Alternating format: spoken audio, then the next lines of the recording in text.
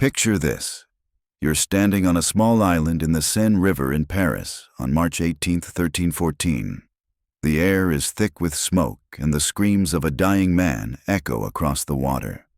But this isn't just any man burning alive.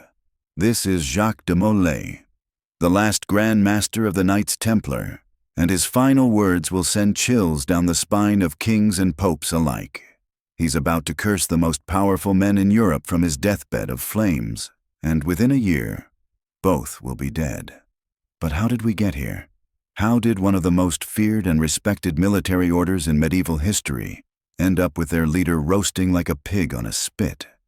The answer involves political conspiracy, fabricated charges, brutal torture, and a king so desperate for money, he was willing to destroy an entire order of warrior monks to get it. The Knights Templar weren't always destined for such a gruesome end.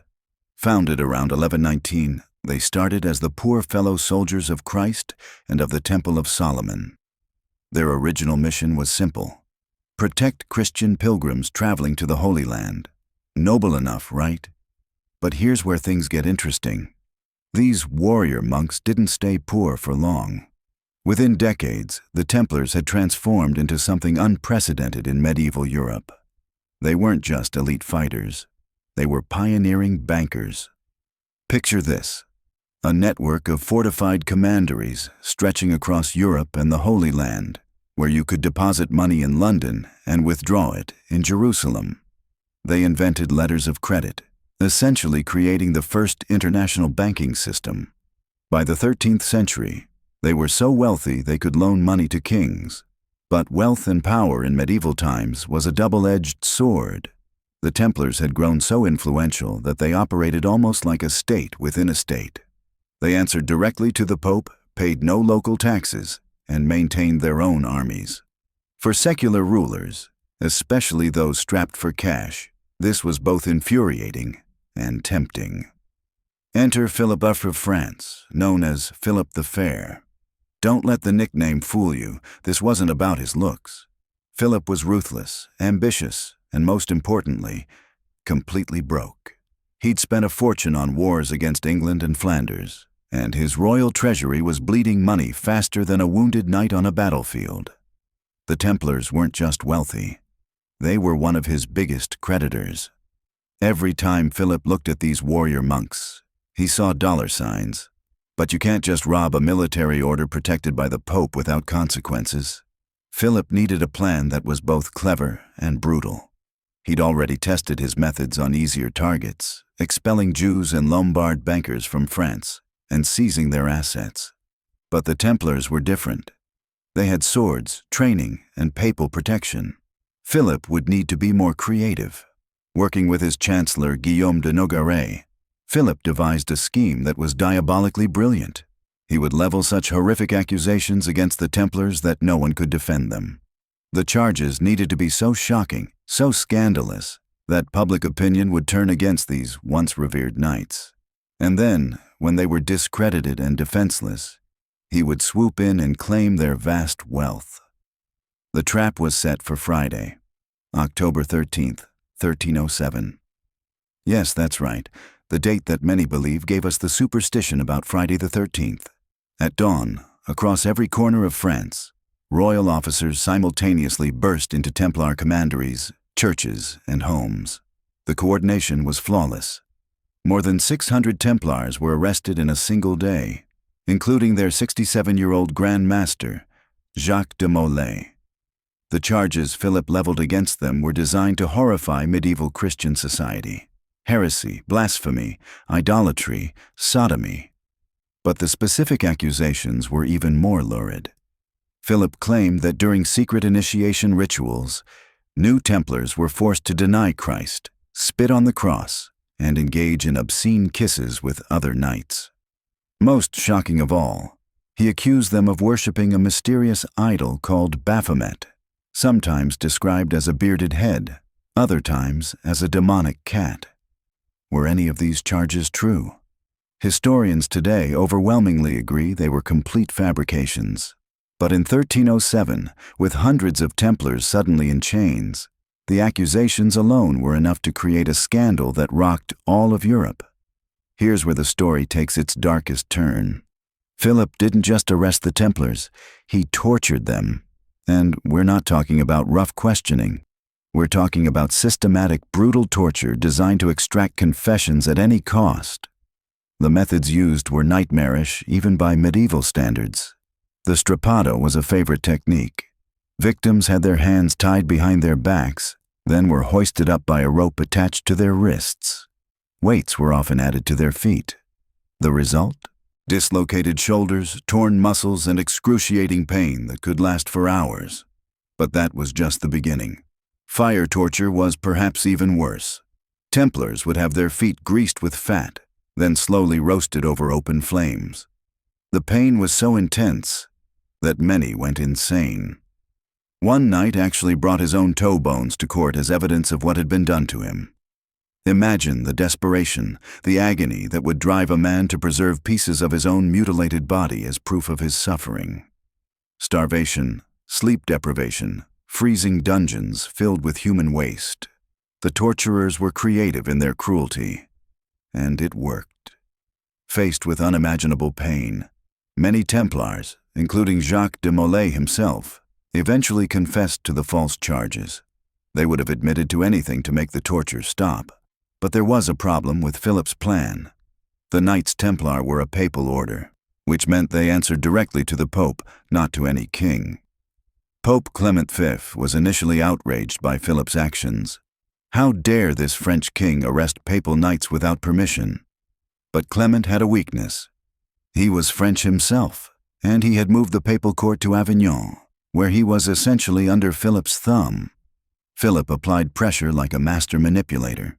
He threatened, he cajoled, he made veiled suggestions about what might happen if the Pope didn't cooperate. Finally, in November 1307, Clement caved. He issued a papal bull ordering all Christian monarchs across Europe to arrest Templars and seize their property. Philip had successfully forced the Pope to legitimize his robbery. The trials that followed were a mockery of justice.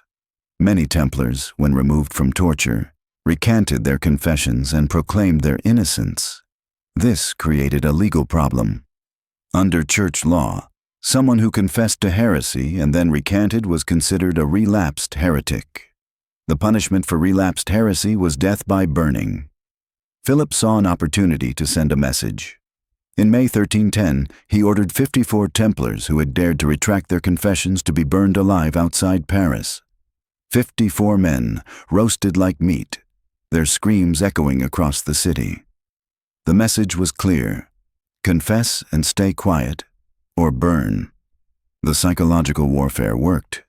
Faced with the choice between maintaining their innocence and facing the flames, most Templars kept their mouths shut. The trials dragged on for years, with Pope Clement desperately trying to find a solution that would satisfy Philip without completely destroying the Church's credibility. In 1312, Clement finally threw in the towel. He issued the papal bull Vox in excelso, officially dissolving the Knights Templar. The order's vast wealth was supposedly transferred to their rivals, the Knights Hospitaller. But in reality, most of it ended up in the coffers of secular rulers, especially Philip IV. The king had gotten exactly what he wanted. But Jacques de Molay was still alive, languishing in a French prison after 7 years of captivity and torture. Philip probably thought the old man was broken, ready to fade quietly into history. He was about to discover just how wrong he was. In March 1314, de Molay and Geoffroy de Charnay, the preceptor of Normandy, were brought before a papal commission in Paris for final sentencing. They were to be given life imprisonment, a relatively merciful sentence considering the charges against them. All they had to do was accept their confessions and disappear into obscurity. Instead, Jacques de Molay did something that stunned everyone present. This 70-year-old man, broken by years of torture and imprisonment, stood up and declared his innocence. He publicly retracted his confession, calling it false and made under duress. He proclaimed that the Knights Templar were innocent of all charges and that he was proud to have served as their Grand Master. Geoffroy de Charnay joined him in this act of defiance. Two old men facing certain death chose truth over survival. The crowd was electrified. Philip IV was reportedly present and absolutely furious. Under church law, relapsed heretics faced immediate execution by burning. There would be no delay, no appeal, no mercy. That very day, March 18, 1314, Jacques de Molay and Geoffroy de Charnay were sentenced to burn at the stake. Philip wanted them dead before they could say anything else that might inspire other Templars or damage his reputation. The execution site chosen was perfect for Philip's purposes, a small island in the Seine called the Île aux Juifs, the island of the Jews. It was visible from much of Paris, including the towers of Notre Dame Cathedral. Everyone would see the fate of those who dared defy the King of France. As the sun began to set, the two condemned men were led to their pyres. Accounts from witnesses describe Jacques de Molay as calm, almost serene. After 7 years of hell, he seemed almost relieved that his suffering was finally coming to an end. But he wasn't going quietly. As the flames began to lick at his feet, as the smell of burning flesh filled the air, Jacques de Molay summoned his remaining strength for one final act of defiance. According to multiple chroniclers, he called out a curse that would echo through history. He summoned both Pope Clement V and King Philip IV to meet him before God's judgment seat within a year and a day. It was a curse born of unimaginable suffering, delivered by a man who had nothing left to lose. The legendary curse that Jacques de Molay allegedly pronounced upon his executioners from the flames would prove to be far more prophetic than anyone could have imagined. As the smoke rose from his burning body on that March evening in 1314, few could have predicted that his dying words would echo through history and seemingly manifest in the most dramatic fashion possible. Pope Clement V, the man who had ultimately betrayed the Templars despite his initial attempts to save them, was the first to face what many believed was divine retribution. On April 20th, 1314, just over a month after de Molay's execution, Clement V died in agony at Roquemort.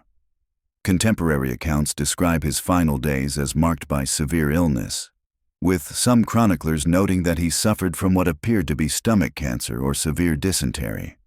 The timing was so precise that it sent shockwaves throughout Europe, with many interpreting his death as the first fulfillment of the last Grand Master's curse. But the papal death was only the beginning of what would become one of history's most chilling sequences of seemingly supernatural justice. King Philip IV, the architect of the Templars' destruction and the man most responsible for de Molay's gruesome fate, would follow his papal accomplice to the grave before the year was out. On November 29, 1314, while hunting in the forest of Pont-Saint-Maxence, Philip suffered a massive stroke and died within hours. He was only 46 years old and had been in apparently good health.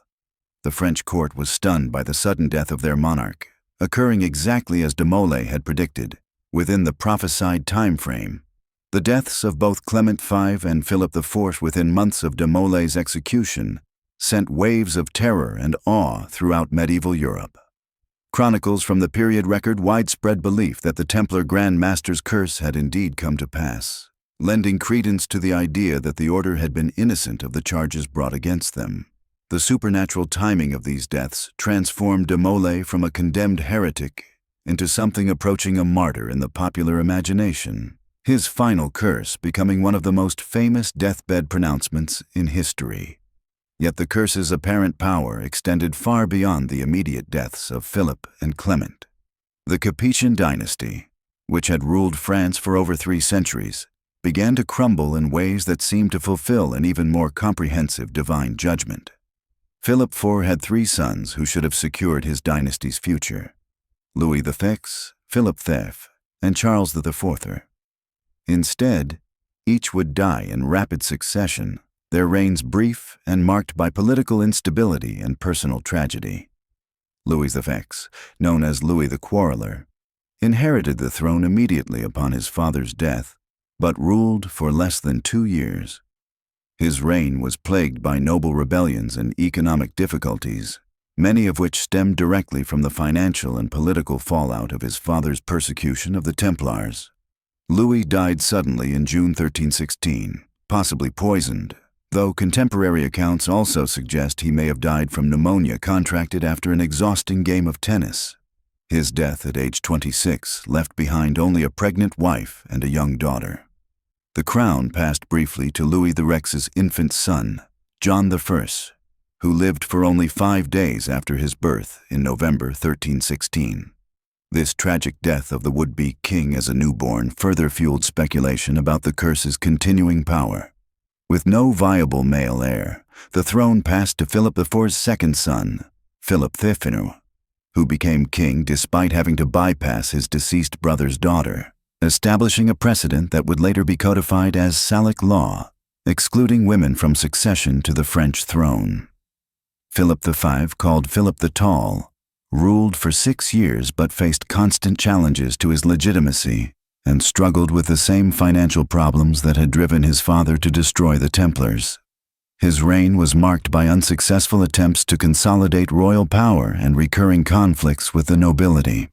Philip V died in January 1322 at the age of 28, leaving behind only daughters and no male heir. Contemporary chroniclers noted the irony that the son of the king who had stolen the Templars' vast wealth died, leaving the royal treasury still struggling with debt. The crown then passed to the last of Philip IV's sons, Charles IV, known as Charles the Fair. His reign would prove to be the final chapter of the direct Capetian line. Charles IV's rule was marked by continued political instability, military failures, and economic hardship. He struggled throughout his reign with the consequences of his father's policies, including ongoing disputes over the confiscated Templar properties and persistent financial difficulties, despite the wealth that had been seized from the order. Charles IV died in February 1328 at the age of 33, leaving behind only daughters. With his death, the direct male line of the Capetians, which had ruled France since 987, came to an abrupt end. The succession crisis that followed would ultimately lead to the 100 Years' War, as Edward III of England, Philip IV's grandson through his daughter Isabella, pressed his claim to the French throne.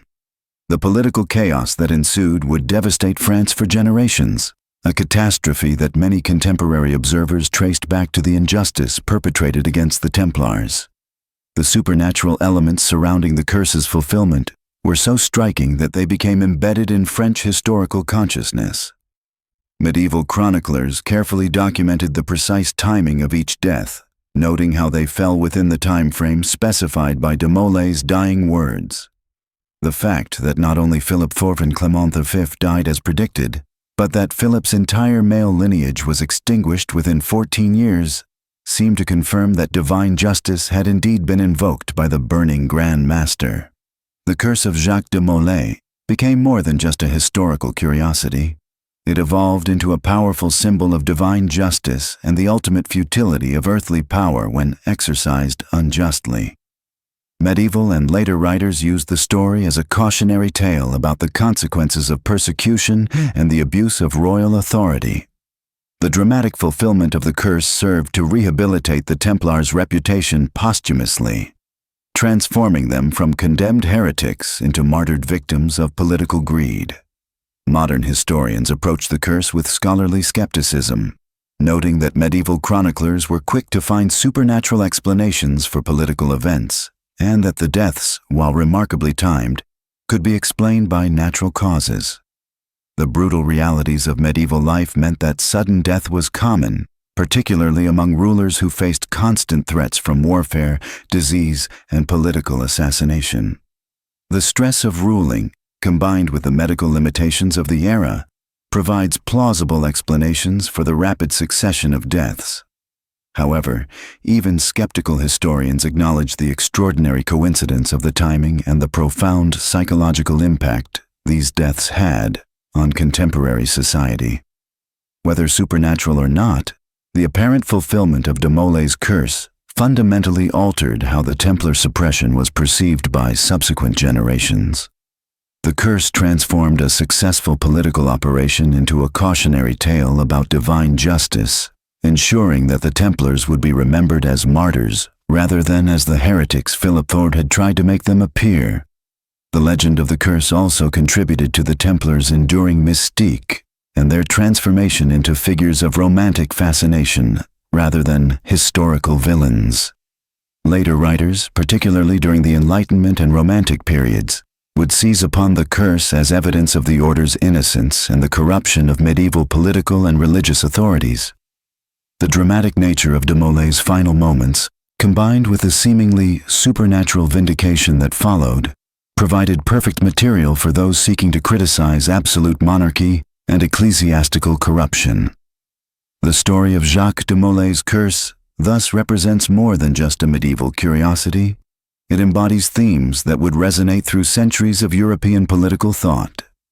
The idea that earthly justice might be corrected by divine intervention, that the powerful might be held accountable for their crimes against the innocent, and that truth would ultimately prevail despite persecution, all found expression in the legend of the last Templar Grand Master's dying words. This transformation of historical memory also demonstrates how the manner of one's death can sometimes matter more than the circumstances of one's life. Jacques de Molay lived for 7 decades, serving as Grand Master of one of Europe's most powerful institutions. But he is remembered primarily for the courage he displayed in his final moments and the curse he allegedly pronounced from the flames. His death became more influential than his life, his final words more powerful than his years of leadership. The gruesome fate of Jacques de Molay thus became a pivotal moment not just in the history of the Knights Templar, but in the broader narrative of medieval European politics and culture. His execution marked the end of an era of independent military religious orders and the triumph of centralized royal authority. But the legend of his curse suggested that such victories might come at a terrible price. The curse of Jacques de Molay would prove to be just the beginning of a dark legacy that would haunt the very foundations of power in medieval Europe. What happened next defied all rational explanation and transformed a dying knight's final words into one of history's most chilling prophecies. Within weeks of de Molay's execution, strange reports began emerging from across France. Pope Clement V, the man who had betrayed the Templars to save his own position, fell gravely ill. Witnesses described him writhing in agony, his body racked with mysterious ailments that no physician could explain or cure. On April 20th, 1314, barely a month after watching de Molay burn, Clement V died in excruciating pain. The timing was so precise, so eerily aligned with the Grand Master's curse, that even hardened skeptics began to whisper about divine retribution. But the curse was far from finished. King Philip IV, the architect of the Templars' destruction, initially seemed untouched by fate. He continued his reign with typical ruthlessness, perhaps believing he had escaped the dying knight's prophecy. Yet on November 29, 1314, while hunting in the forests near Fontainebleau, Philip suddenly collapsed. Witnesses described a violent seizure, his body convulsing as if struck by an invisible hand. The king who had orchestrated the torture and murder of hundreds of innocent men died that very day, gasping for breath as life abandoned him exactly as de Molay had predicted. The supernatural timing of these deaths sent shockwaves throughout medieval Europe. 2 of the most powerful men in Christendom, both instrumental in the Templars' destruction, had perished within the exact time frame specified by a burning knight's final curse. But the dark prophecy wasn't finished extracting its toll from the French royal line. Philip's eldest son, Louis X, ascended to the throne, but his reign was plagued by disasters. Rebellions erupted across the kingdom, crops failed mysteriously, and an atmosphere of dread settled over the court. Louis died suddenly in 1316, just 2 years after his father, leaving only an infant son who survived mere days. The crown passed to Philip the Brave, another of Philip IV's sons, but he too faced an unending series of calamities. His reign was marked by economic collapse, military defeats, and personal tragedies. Philip V died childless in 1322, his body wasted by a mysterious illness that physicians couldn't identify. The final son, Charles IV, took the throne amid whispers that the entire royal bloodline was cursed. His reign continued the pattern of misfortune and decline. Despite desperate attempts to produce an heir, Charles faced repeated personal losses and political disasters. When he died in 1328, also without a male heir, the direct Capetian line that had ruled France since 987 came to an abrupt and dramatic end. The dynasty that had seemed unshakable, that had crushed the mighty Templars and seized their vast wealth, was extinct within 14 years of de Molay's execution. The fulfillment of this curse became a source of profound terror and fascination across medieval Europe. Chronicles from the period describe a widespread belief that divine justice had intervened to punish those who had perverted the law and murdered innocent men. The systematic destruction of Philip's bloodline was seen as proof that God himself had heard de Molay's final plea for justice and had responded with devastating precision. This supernatural retribution transformed Jacques de Molay from a defeated prisoner into a powerful symbol of martyrdom and divine justice. His story became a rallying cry against tyrannical authority and corrupt power. Across Europe, people began to see the Templars not as heretics, but as victims of political greed and royal conspiracy. The gruesome fate of their last Grand Master, followed by the mysterious deaths of his persecutors, created a legend that would endure for centuries. The curse narrative also fundamentally altered how medieval society viewed the relationship between earthly power and divine justice. The swift and complete destruction of those who had orchestrated the Templars' downfall suggested that no earthly authority, no matter how powerful, could escape divine retribution for their crimes. This belief would influence political thought and popular resistance movements for generations, with de Molay's curse serving as a reminder that justice, even if delayed, would ultimately prevail. The legacy of the last Templar knight extends far beyond medieval superstition.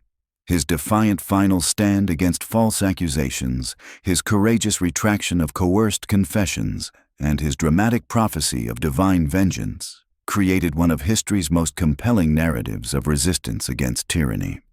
The gruesome fate of Jacques de Molay became a testament to the power of truth and justice, even in the face of overwhelming political corruption and royal brutality.